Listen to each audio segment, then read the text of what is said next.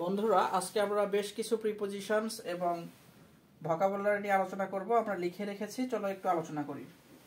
Mary of শব্দের অর্থ হচ্ছে বিয়ে দেওয়া, আবার ম্যারিড টু মানে হচ্ছে বিয়ে দেওয়া। দুইটার বেসিক পার্থক্য কোথায়?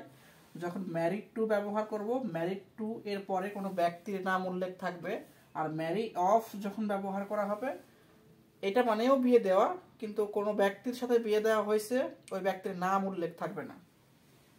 মাতৃ টু মানে হচ্ছে শহীদ, ম্যাচ ফর মানে হচ্ছে সমকক্ষ। আমরা মাঝে মাঝেই বলি কিন্তু যে তুমি আমার সমকক্ষ হইতে পারবা না কখনো, you are not match for me. Mindful of শব্দের অর্থ হচ্ছে মনোযোগী হওয়া। মাঝে মাঝে আমরা বলি যে তোমার মনোযোগী হওয়া উচিত পড়াশোনার ক্ষেত্রে। You have to be mindful for your study. তারপরে দেখো মোটিভ ফর শব্দের অর্থ হচ্ছে উদ্দেশ্য। আমরা প্রায়শই বলে থাকি যে তোমার মোটিভটা কি, তোমার উদ্দেশ্যটা কি, ঠিক আছে? এই ক্ষেত্রে আমরা মোটিভ ফর ইউজ করব। নেম আফটার শব্দের অর্থ হচ্ছে কোনো কিছুর নামকরণ করা। ধরো আমরা একটা নতুন ব্রিজ করলাম, ব্রিজের নাম দিয়ে দিলাম অমুক ব্রিজ। বা কোনো একটা জিনিসের নামকরণ নতুন করে করার ক্ষেত্রে আমরা বলি যে the bridge will be name after by his name. Necessity for, necessity to, এই দুটো খুবই গুরুত্বপূর্ণ। নেসেসিটি ফর মানেও হচ্ছে আবশ্যক, নেসেসিটি টু মানেও আবশ্যক। দুইটার মধ্যে বেসিক পার্থক্য কোথায়?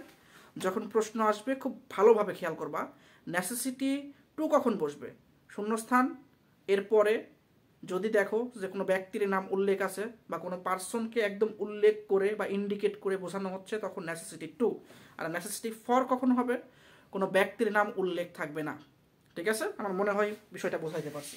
তো আমরা আজকে এই 10টা প্রিপোজিশনস নিয়ে আলোচনা করেছি, পাশাপাশি আমরা বেশ কিছু ভোকাবুলারি নিয়ে আলোচনা করব। প্যানাসিয়া শব্দের অর্থ হচ্ছে কিওর অল। ওই যে একটা কথা আছে না, সব রোগের মহা ঔষধ হচ্ছে কালো জিরা, এরকম একটা কথা আমরা প্রায় শুনি।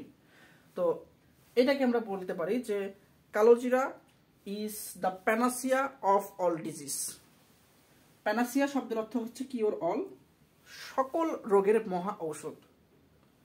পারডন শব্দের অর্থ হচ্ছে ক্ষমা করা। পারডন মি, ফরগিভ মি, প্লিজ আমাকে ক্ষমা করে দাও, আমরা মাঝে মাঝেই বলি। তো সেক্ষেত্রে আমরা এই যে পারডন এই শব্দটা ব্যবহার করতে পারবো। কন্ডেম শব্দের অর্থ হচ্ছে দোষী সাব্যস্ত করা।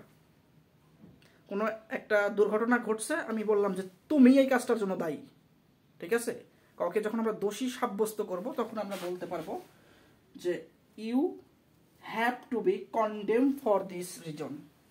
অ্যানিমোসিটি শব্দের অর্থ হচ্ছে শত্রুতা। অ্যানিমোসিটি শব্দের অর্থ শত্রুতা। ডিসকর্ড শব্দের অর্থ হচ্ছে অমিল। ডিসকর্ড শব্দের অর্থ অমিল। ডিসকর্ড শব্দের অর্থ অমিল। There is no discord between my brother and my father. মানে আমার বাবা এবং ভাইয়ের মধ্যে কোনো ধরনের কোনো অমিল নাই, দেখতে হুবহু সেম। এই ক্ষেত্রে আমরা ব্যবহার করতে পারবো ডিসকর্ড। Discord of. স্পেশাস শব্দের অর্থ হচ্ছে প্রশস্ত। স্পেস থেকে এই শব্দটা আসছে।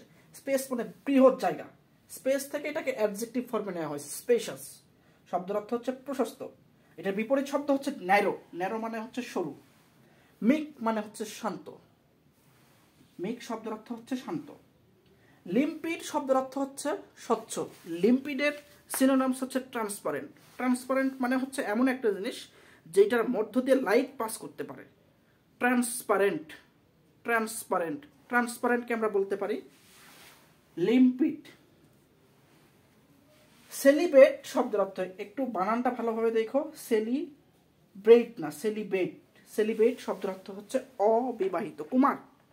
কুমার ছেলেদের ক্ষেত্রে আমরা বলবো হচ্ছে সেলিব্রেট। ঠিক আছে? সো আজকের আলোচনাটি মনোযোগ দিয়ে দেখার জন্য ধন্যবাদ। দেখা হবে পরবর্তী লেকচারে। টাটা।